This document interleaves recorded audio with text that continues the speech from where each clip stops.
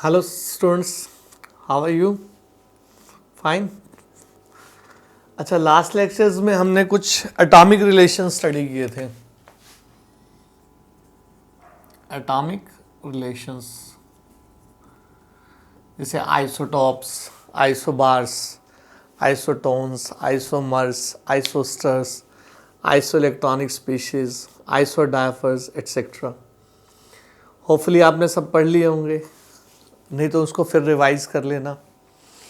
अब उसके बाद उस टॉपिक में से ये कुछ पिछले सालों के ईयर्स के कॉम्पिटिटिव क्वेश्चंस हैं जो नीट में, एम्स में या जेई में, मेंस में, एक आधा एडवांस में उससे रिलेटेड आए हुए हैं।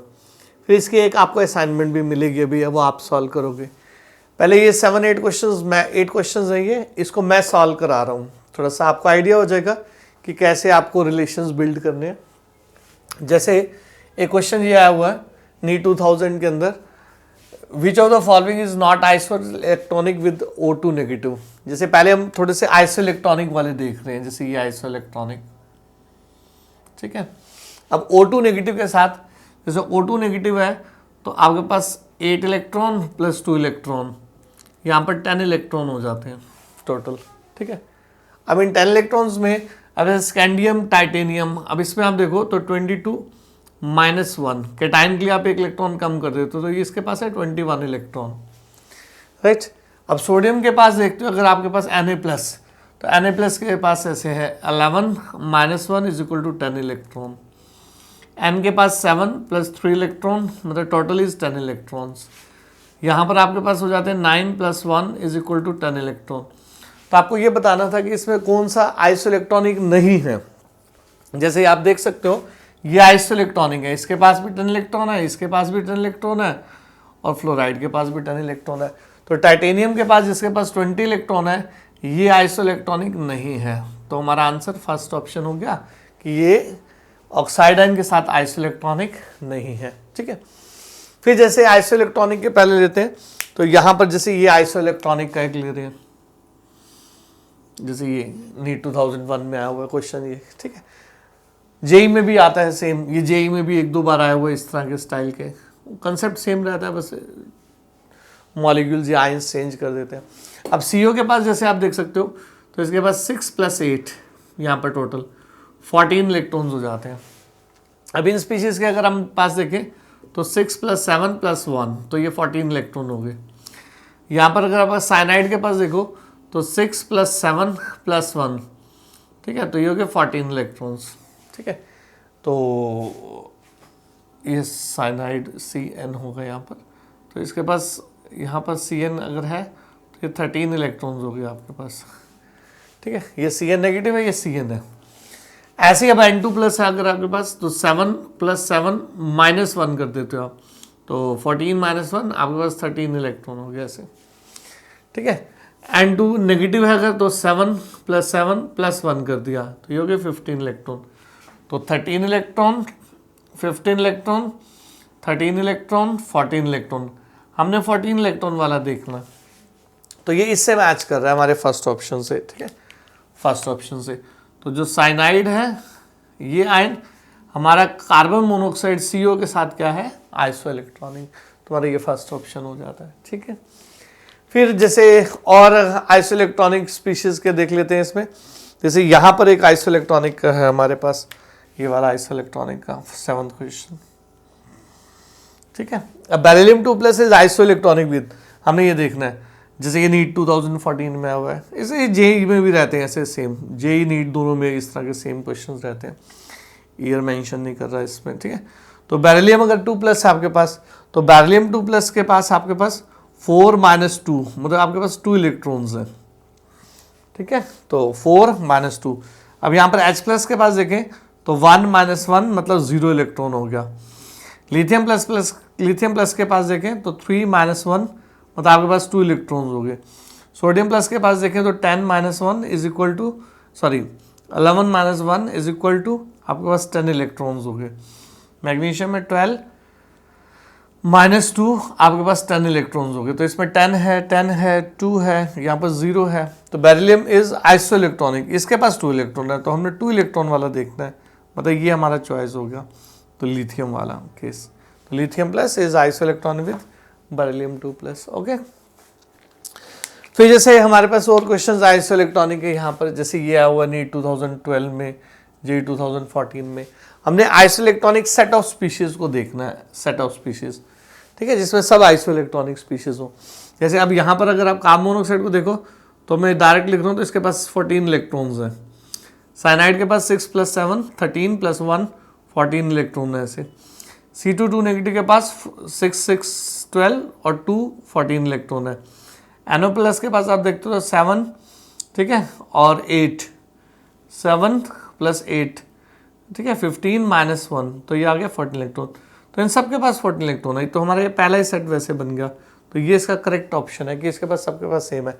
अगर बाकियों में आप चेक करना चाहो, ये CO- है, तो 8 + 6 14 - 1 14 - 1 सॉरी +1, ठीक है, तो इसके पास 15 इलेक्ट्रॉन्स है। अब जैसे आप साइनाइड के पास देखते हो तो 7 + 6 13 और 1 14 इलेक्ट्रॉन है इसके पास। तो ये आपका डिसमैच बन गया, तो यहाँ पहले में डिसमैच बन गया, आगे वैसे आप चेक कर सकते हो। यहाँ पर जैसे है आपके पास 14 इलेक्ट्रॉन है, इसके पास आपके पास 14 इलेक्ट्रॉन्स है, लेकिन यहाँ पर देखोगे तो 15 इलेक्ट्रॉन्स है ऐसे, इसके पास फिर 14 इलेक्ट्रॉन्स है, तो ये डिसमैच बन गया, मतलब ये ऑप्शन नहीं बन सकता हमारा।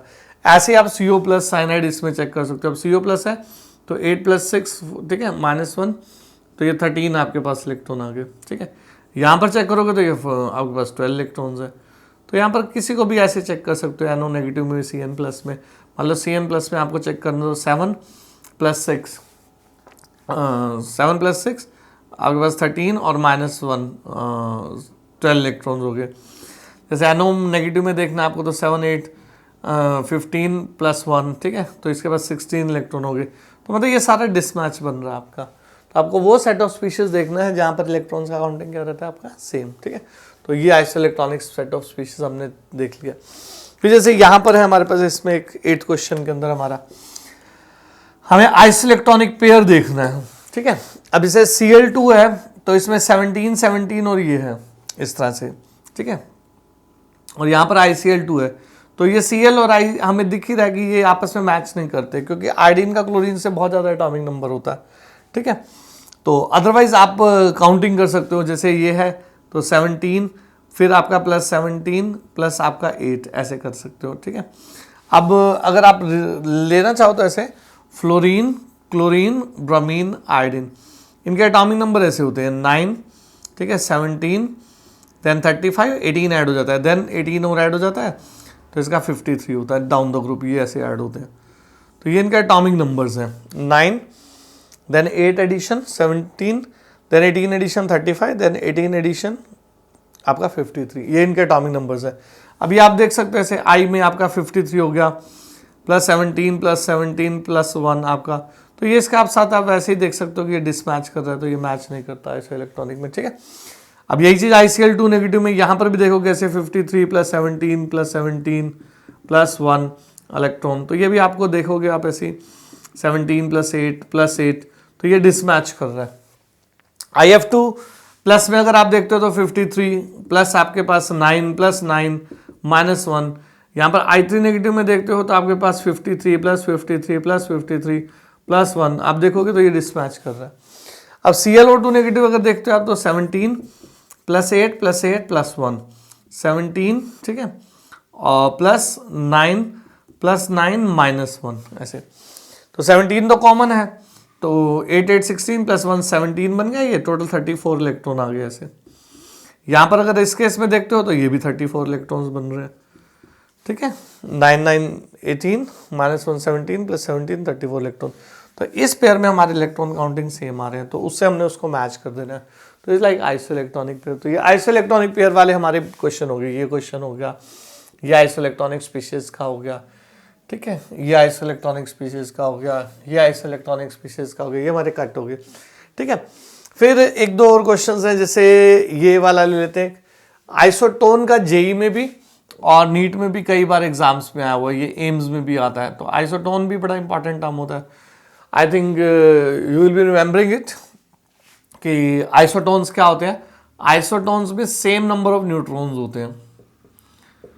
Isotones are the species which are having different atomic number, different mass number, different species, but they are carrying what? Same number of neutrons. तो हमें न्यूट्रॉन्स का आप इसमें देखना है, जैसे इसमें रुबिडियम 3786, इसमें हमने इलेक्ट्रॉन न्यूट्रॉन्स को देखना है, तो ये हमारे ऐसे हो गए 86 माइनस 37, ठीक है, 9, ठीक है, एंड देन आपके पास 4, ये 49 न्यूट्रॉन्स हो गए आपके पास, ठीक है। तो रुबिडियम 37 में आपके पास कितने हैं? 49 न्यूट्रॉन्स, ठीक है। और अब इनमें हमने देखने हैं, जैसे ये, अब जैसे यहां पर हम करते हैं तो 87 माइनस 38, राइट, तो 9th, ठीक है, एंड देन 49, तो हमारा वैसे पहले भी मैच कर रहा है भाई, इसके अंदर 49 न्यूट्रॉन्स है, तो ये हमारे इसके साथ आइसोटोनिक पहला ही रिलेशन बन गया। मान लो आपने एक किसी में भी चेक करना है, मान लो ये आपको दिस शुड बी, जैसे मान लो इसमें अब चेक करना है आपको, ठीक है, तो आप ऐसे करोगे 89 माइनस 39, ठीक है, तो 0 5, तो एट मीन इसके अंदर 50 न्यूट्रॉन्स हैं, तो ये इसमें से मैच नहीं करता आपके पास। तो इस तरह से आप देख सकते हो इसके अंदर कि ये आइसोइलेक्ट्रॉनिक हमारा सेट बन रहा है। फिर जैसे हमारे पास एक ये क्वेश्चन आया हुआ इस तरह से, दिस वन आपके पास सोडियम वाला, सोडियम 23, दिस वन, ये एक रिएक्शन दिखा रखी है आपको। ये रिएक्शन के अंदर हमें ये चेक करना होता है किस तरह की रिएक्शन है। हालांकि ये न्यूक्लियर कंसेप्ट के क्वेश्चन होते हैं, इनमें न्यूक्लियर कॉन्सेप्ट रहता है, ठीक है। तो सोडियम, इसमें ये जो प्रोटॉन है 1H1, ये सोडियम के ऊपर अटैक कर रहा है, उसके अंदर ये अल्फा पार्टिकल एमिट हो रहा है, तो इसमें अटैक और एमिशन के ऊपर ये क्वेश्चन होता है कि कौन सा पार्टिकल अटैक कर रहा है और कौन सा एमिट कर रहा है। तो सोडियम पे 1H1 अटैक कर रहा है, जिससे नया एटम मैग्नीशियम बन गया, प्लस 0 एन एमिशन होता है, तो इसको अटैक एंड एमिशन प्रोसेस से रिलेट करते हैं। तो इसमें प्रोटॉन हमारा अटैक कर रहा है और न्यूट्रॉन हमारा एमिट हो रहा है, ठीक है। तो ये हमारे पास राइट इसका ऑप्शन हो जाता है, attack of proton, neutron emission, ठीक है। तो प्रोटॉन का अटैक और न्यूट्रॉन एमिशन से हम उसको रिलेट कर सकते हैं। फिर जैसे एक लास्ट क्वेश्चन इसके अंदर, इधर से तो ये हमारे क्लिक हो गए, फिर ये लास्ट क्वेश्चन है, यहाँ से ले रहे हैं एक ये यूरेनियम 292 238, ये 8 अल्फा पार्टिकल्स को और 6 बीटा पार्टिकल्स को एमिट करता है। तो हमारे को ये बताना है कि नए एटम के अंदर जो बनेगा हमारे पास एलिमेंट, उसके अंदर n/p रेशियो कितनी होगी, ठीक है। अब जैसे यूरेनियम 238 92, ठीक है, ये एमिट करता है 8 अल्फा पार्टिकल्स, अल्फा को हम ऐसे लिखते हैं 2 4 into 8 लाइक दिस वन, ये एमिट कर रहा है, आप इसको माइनस भी लिख सकते हो सॉरी, प्लस ये 6 बीटा पार्टिकल एमिट कर रहा है, 6 इंटू लाइक बीटा इज -1 0, ठीक है, प्लस हमारे पास एक नया एलिमेंट तैयार हो रहा है x, उसको हम ऐसे लिख देते हैं ZA।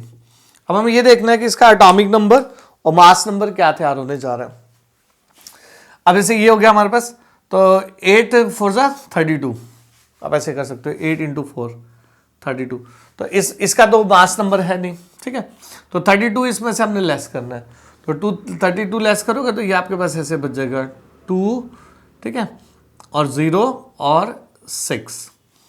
तो नए एलिमेंट का जो मास नंबर होगा after the 8 eliminations of alpha particle 6 beta, इससे तो मास नंबर में फर्क नहीं पड़ रहा, इससे -32 लेस हो जाएगा, तो ये हमारा 206 हो जाता है। ऐसे हमें नीचे देखना होता है इसमें सेम, तो यहाँ से 92, ठीक है, अब इससे तो हमारा 8 2 16 लेस हो रहा है, 16 इसमें से लेस करना है और 6 इसमें ऐड कर देना है, तो -16 प्लस 6, ऐसे इसके अंदर 6 बीटा पार्टिकल, 6 -1 हो गया ये, तो ये हमने ऐड कर देना, तो यहाँ पर डिफरेंस हो गया हमारा, वो हो गया माइनस का 10, मतलब इसमें से 10 हमारे को लेस करना है, 10 लेस करना है, तो ये 82 रह जाएगा ऐसे, राइट। तो उसका मास नंबर है 82, एटॉमिक नंबर 82, मास नंबर है 206, ठीक है। अब हमारे को न्यूट्रॉन्स इसमें से निकालने हैं, अब 206 माइनस 82, ठीक है, हमारे पास ये बन जाता है 124 न्यूट्रॉन्स, 124, आप डिफरेंसेस को कर लेना, ये 124 न्यूट्रॉन्स आता है। तो हमें इसके n/p रेशियो चेक करनी है। अब न्यूट्रॉन्स हमारे पास हो गए आपके पास 124, ठीक है, और आपके पास प्रोटॉन हो गए, यूएस प्रोटॉन इज 82, ठीक है। अब इस रेशो को आप 2 से कट करो तो ये 62/41 आ जाती है, तो ये वाली रेशो है इसमें 62/41, तो वो आपको क्लिक करना था। तो इस तरह से ये हमारे कुछ एटॉमिक रिलेशंस के क्वेश्चंस थे आपके सामने, जो आइसोटोन्स, आइसो इलेक्ट्रॉनिक स्पीशीज से सबसे ज़्यादा आते हैं, जैसे आपको पहले बताया था, ये बहुत इंपॉर्टेंट होता है। फिर आइसोटोन से होता है, आइसोटॉप्स, आइसोबार्स थोड़ा कम पूछते हैं कॉम्पिटिटिव एग्जाम्स में, तो आइसो इलेक्ट्रॉनिक सबसे ज़्यादा आता है, फिर आइसोटोन्स भी आता है, ठीक है। और उस पर कुछ ये रिएक्शन से रिलेटेड क्वेश्चंस आ जाते हैं, तो पेयर्स बहुत ज़्यादा ये मैच करने को देते रहते हैं इसमें, ठीक है। तो ये हमारा एक टॉपिक है, इसको आप पढ़ना अच्छे से। इसके ऊपर आपको एक असाइनमेंट मिलेगी 20 क्वेश्चंस की, वो सॉल्व करना, फिर मेरे नंबर पे सेंड करना अगर प्रॉब्लम्स है तो कोई भी, ठीक है। फिर हम आगे का टॉपिक एक स्टार्ट कर रहे हैं।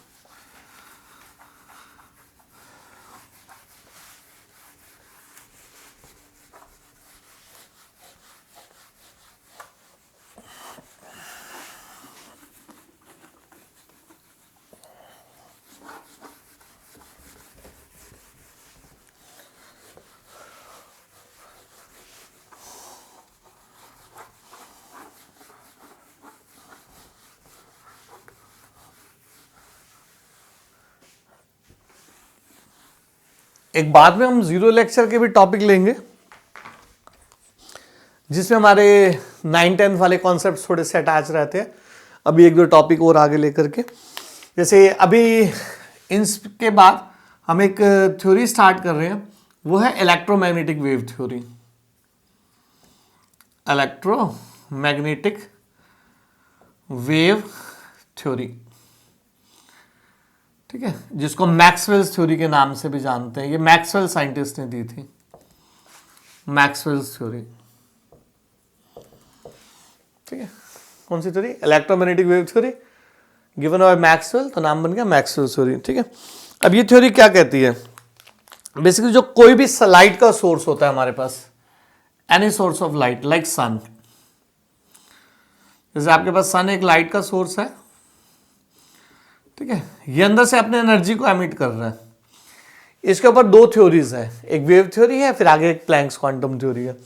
तो वेव थ्योरी ये कहती है कि जो सन के अंदर से लाइट निकल रही है, किसी भी बल्ब में से लाइट निकल रही है, कोई हीटिंग फिलामेंट में से, तो ये एनर्जी जो उसके अंदर से निकल रही है, ये कॉन्टिन्यूसली निकल रही है। पहले तो ये ऐसे कहता है कॉन्टिन्यूसली। तो any source of light like sun और ए बल्ब, अगर वो लाइट अंदर से एमिट कर रहा है तो that is emitting energy like continuously, वो लगातार एमिट कर रहा है। वो कैसे कर रहा है? In the form of waves कर रहा है, ठीक है, ऐसे। अभी वेव के आगे हम कैरेक्टरिस्टिक बोलेंगे, ऐसे लगातार in the form of waves. इन वेव्स को इलेक्ट्रोमैग्नेटिक वेव्स कहते हैं, इलेक्ट्रोमैग्नेटिक वेव्स, ठीक है। तो any source of light like sun और a heated bulb is emitting energy continuously in the form of waves called electromagnetic waves। ये जैसे इसका फर्स्ट पॉइंट भी हो जाता है, ऐसे इसके 4 इंपॉर्टेंट पॉइंट्स बनते हैं, ठीक है, in the form of electro. फिर कहता है सेकंड पॉइंट, ये जो इलेक्ट्रोमैग्नेटिक वेव्स हैं, ये इनके साथ इलेक्ट्रिक और मैग्नेटिक फील्ड जुड़े होते हैं। जैसे ये इलेक्ट्रिक फील्ड है, ऐसे इसके साथ एक मैग्नेटिक फील्ड भी जुड़ा होता है, ऐसे। तो these waves are associated with electric and magnetic fields, right. एक रेड जो है वो इलेक्ट्रिक मान लो और ब्लू मान लो मैग्नेटिक, जो ब्लैक वन है वो वेव है हमारी, वेव। इसको direction of propagation of wave कहते हैं, जैसे चल रही है। तो ये जो वेव्स होती है, ये इलेक्ट्रिक और मैग्नेटिक वेव, इलेक्ट्रिक और मैग्नेटिक फील्ड्स के साथ अटैच्ड होती है, इलेक्ट्रिक एंड मैग्नेटिक फील्ड्स, ठीक है। फिर ये जो वेव्स हैं, इनकी जो स्पीड है, ये लाइट की स्पीड पे चलती है, 3 × 10⁸ metre per second, electromagnetic waves.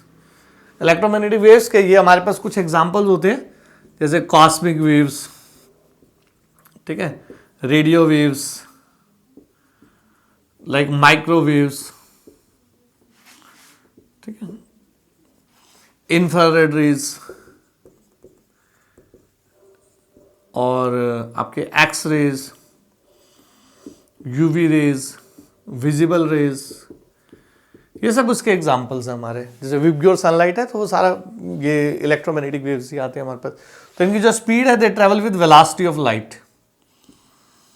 Velocity of light.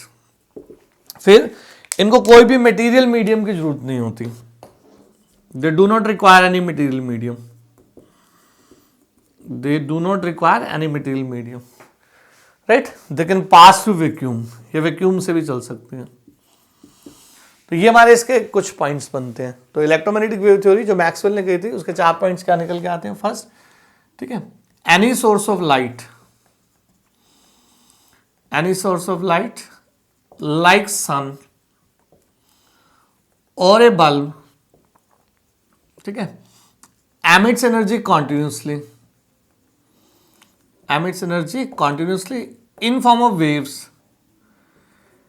waves called electromagnetic waves, जिनको इलेक्ट्रोमैग्नेटिक वेव्स कहते हैं, ठीक है, मैक्सवेल वेव्स। फिर सेकंड, जो दीज इलेक्ट्रोमैग्नेटिक वेव्स, ये these waves are associated with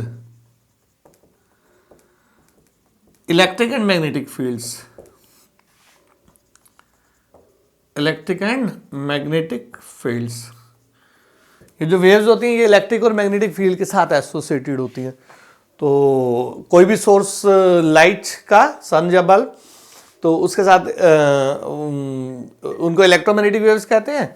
और ये जो हमारे पास इलेक्ट्रोमैग्नेटिक वेव्स हैं ये एसोसिएट होती हैं with electric and magnetic fields. फिर जो हमारे पास है, these wave travel with velocity of light, travel with velocity of light which is equal to 3 into 10⁸ metre per second, which is equal to 3 into 10⁸ metre per second, ठीक है। फिर then they do not require material medium for their propagation, material medium for their propagation, for their propagation can pass through vacuum, pass through vacuum, ये vacuum से भी पास कर सकती है। तो ये हमारे इसके पॉइंट्स हैं। तो एक बार आप रिवाइज अच्छे से कर सकते हो इसको। इलेक्ट्रोमैग्नेटिक वेव थ्योरी को आपके सामने है 2 minute.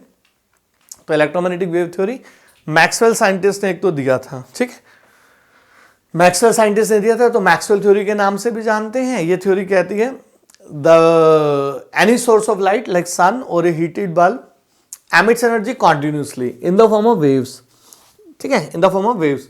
These waves are associated with electric and magnetic fields. These waves are then these waves travel with the velocity of light, ये velocity of light के हिसाब से चलती हैं, which is 3 into 10⁸ meter per second. Some electromagnetic waves are like cosmic rays, radio waves, microwaves, infrared rays, X-rays, UV rays, visible rays, ये सारी हमारी electromagnetic waves होती हैं, जिसका भी हम एक इलेक्ट्रोमैग्नेटिक स्पेक्ट्रम भी बनाते हैं, ठीक है।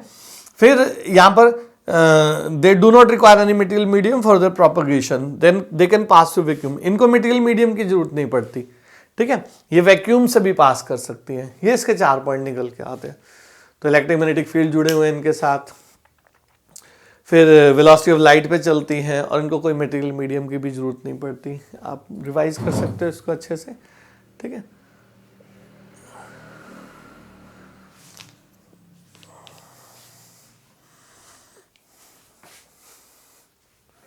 ठीक है, अब इसके बाद एक और देखो, लिख लेते हैं।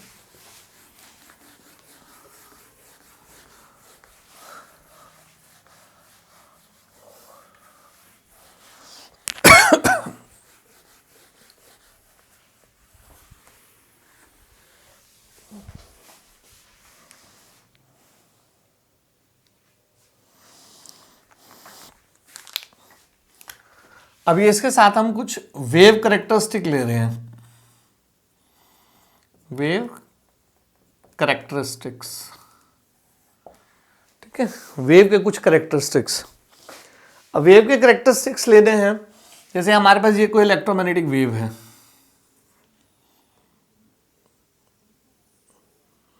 राइट, तो इसके हम कुछ करेक्टरिस्टिक लेने हैं हमने।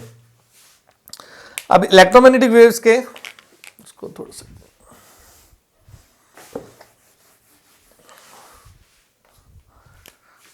ये कोई एक इलेक्ट्रोमैग्नेटिक वेव है,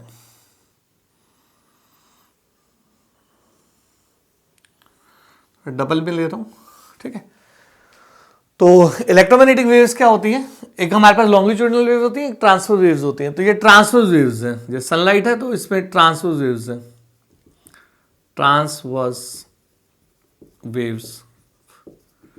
ट्रांसवर्स वेव्स क्या होती हैं, जिनके साथ एसोसिएटेड होते हैं क्रेस्ट एंड ट्रफ, इनके साथ क्रेस्ट और ट्रफ बने होते हैं, ठीक है।